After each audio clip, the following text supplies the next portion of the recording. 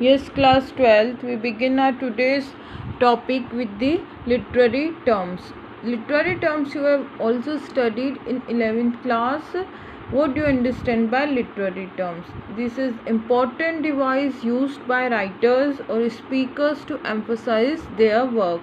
This literary terms plays crucial role in the English language or writing. Done? Right now we have got 5 literary terms in front of us. First is simile, second is metaphor, third is hyperbole, fourth is alliteration, and last is imagery. You can see the definition of literary terms here. Literary terms refer to the technique, style and formatting used by writers and speakers to masterfully emphasize, embellish or strengthen their composition. It here means this is a technique used by the writer to give a good touch to their work, to give the impressive touch to their work. Okay, done. You can see the different types of literary terms here. First is simile. What do you mean by simile? A simile is a form of figurative language in which a comparison is made between two things which have something in common. Okay, it means when the comparison is made between two things, okay, and but something common is there, using the words like or as. The simile is used to describe an item, situation, emotion or action by comparing it to something else in order to make the statement more creative and artistic. So this is the device used by the writers, English writers and poets to give the touch to their work. Done. You can see the different examples of simile here. Simile examples in spoken language, like very common, you can see they fight like cat and mouse. Now we know as human beings we are not supposed to be cat or mouse. This emphasizes names of animal, but here the comparison is made between two dissimilar thing. I told you in the definition, a comparison is made between two dissimilar things. So animals and we humans are dissimilar, so comparison is here like they fight like cat and mouse. Second point is he is as brave as a lion.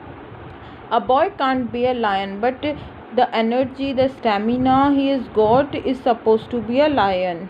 So the comparison is made between a boy and a lion. Okay, second is metaphor. A metaphor is a figure of speech that compares one thing to another thing. Done. Metaphors do not use the word like or as. In metaphors, comparison is made between one thing to another thing. You can see the examples here, like the students are busy bees. Now students are not bees, students are not supposed to be bees, but the comparison is made in the way like how they are busy, they are like busy like bees.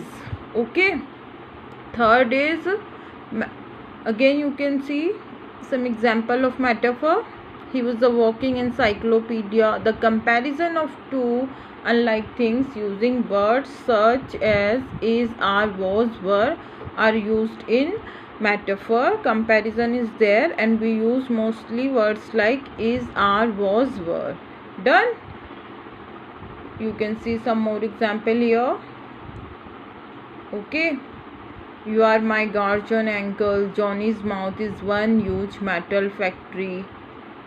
His students are puppets on strings.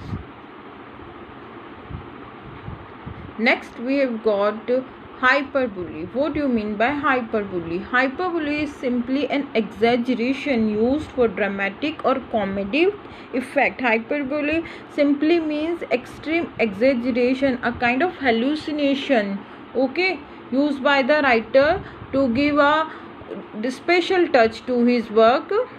For example, you can see my backpack weighs a ton. I can smell pizza from a mile away. she is thinner than a toothpick. Here she is thinner than a toothpick. You can find it, we find it quite amusing, funny one. She is thinner like a toothpick. She is even that much thinner, even less than a toothpick. It means here the writer is using it, this example, this comparison, to give a comical touch.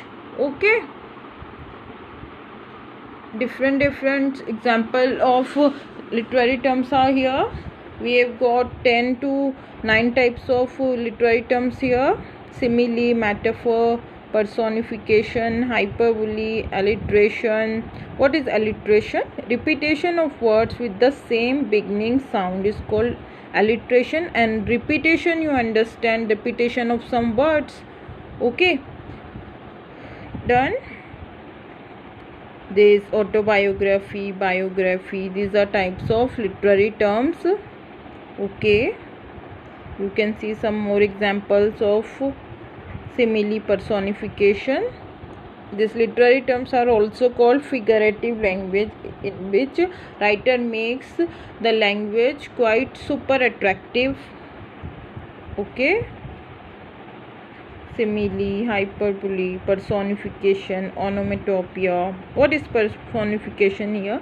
Giving human characteristic to an object or animal. When we give the human characteristic, when some object or animal is there and we give it a touch of human characteristic, then it becomes personification. The tree danced in the wind. Like, the tree can't dance.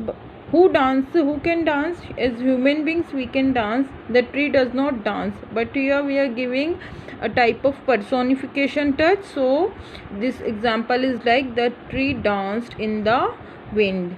Onomatopoeia, the use of a word to make a sound. Okay, when the sound represents something, its characteristic is called onomatopoeia. You can see some more example of personification. Okay, student, go through it, you will understand. In the next class we will discuss about this literary terms for class 12 in the deeper sense. Okay, thank you.